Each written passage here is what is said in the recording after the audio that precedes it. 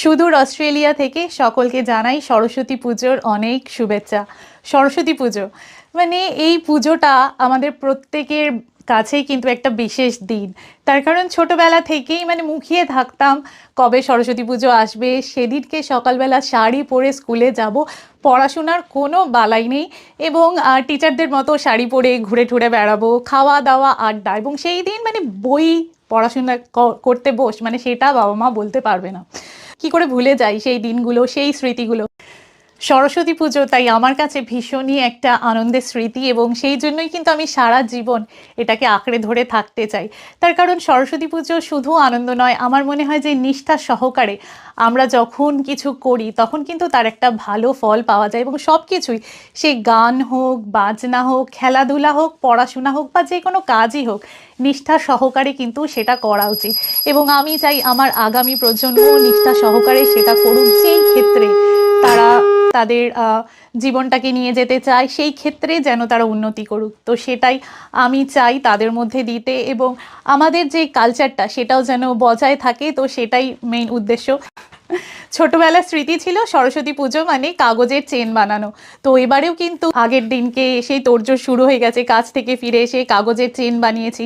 আর এখানে জানো তো ফুল, আমাদের দেশে যেরকম হয় গেলাম বা লোকের বাড়িতে প্রচুর ফুল গাছ থাকে, ফুল পাড়ে সেখান থেকে, এমনকি অন্যের বাড়ি থেকে অনেক সময় ফুল নেওয়া হয়। এখানে কিন্তু সেরকম হয় না।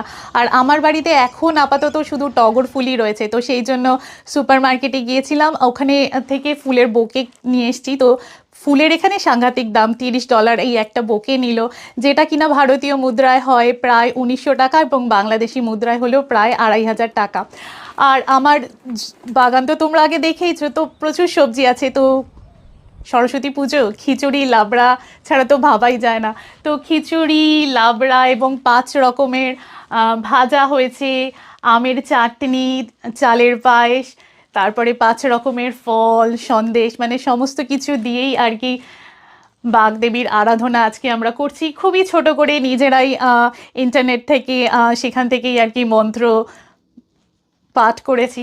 ধূপ ধুনো শঙ্খ ঘণ্টা সমস্ত কিছু বাজিয়ে আর কি যতটুকু নিজেদের আয়ত্তে আছে ততটুকুই আর কি নিষ্ঠা ভরে আমরা কিন্তু মা সরস্বতীর আজকে আরাধনা করেছি। তো তোমাদের বাড়িতে নিশ্চয়ই সরস্বতী পুজো হচ্ছে, তার কিছু মুহূর্ত পারলে অবশ্যই শেয়ার করো। আমাদের যে স্টাডি রুমটা আছে, তো স্টাডি রুমে যে স্টাডি টেবিলের যে স্পেসটা আছে সেটাকেই ইউজ করেছি পুজোর জন্য। আজকে শাড়ি পরে সাজটা কীরকম হয়েছে? আফটার অল সরস্বতী পুজো, হলুদ রঙের শাড়ি তো পরতেই হয়। তো যাই হোক, অপেক্ষায় রইলাম তোমাদের কমেন্ট শোনার জন্য।